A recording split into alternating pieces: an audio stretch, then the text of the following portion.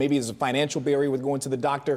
What do you want people to know about making sure they take care of themselves? So one of the things we look at when you look at the disparity with black men's health, as a matter of fact, when you look at the data from the CDC, black men actually lags about 4 or 5 years to die younger than white men.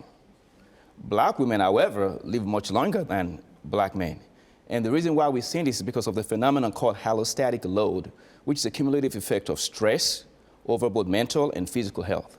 And when you look at black men in particular, we think about structural racism and the way it's set up that, shall I say, provide persistent stressor.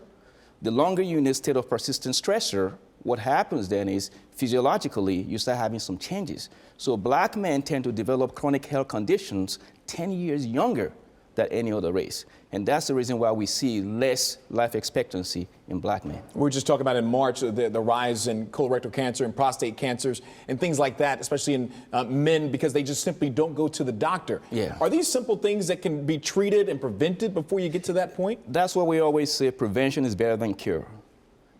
The most important part is to realize is the advances in medicine right now allows us to cure and adequately treat medical conditions if they identify early, especially cancer. For black men right now, colorectal cancer is one of the leading causes of black men.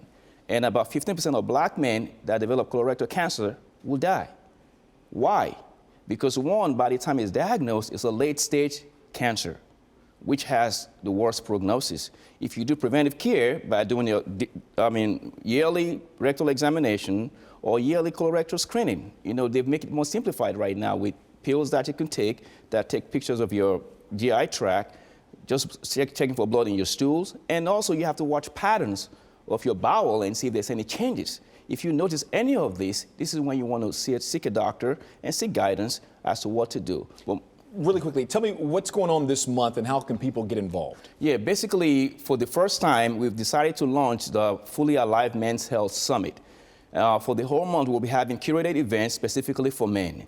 The first event is on June 1st, and on that event, we'll be discussing the state of black men's health, almost like a state of the union for black men's health. We talk about the things that's making black men die younger, what black men needs to know to stay healthy and live longer, to be part of a contributing part to the community, and be able to be around to raise their kids, and at the same time provide tools that will allow black men to thrive and just feel fully alive. And subsequent weeks in the month, we talk about diet and nutrition, because one of the best ways to stay healthy is to eat right. Yes. So we'll partner with Ebony Nutrition Consultant downtown Orlando, where we have like lifestyle demonstration, live demonstration of cooking, healthy cooking for healthy lifestyle. And really quickly, and I know we've run out of time, but I want to make sure that people know this.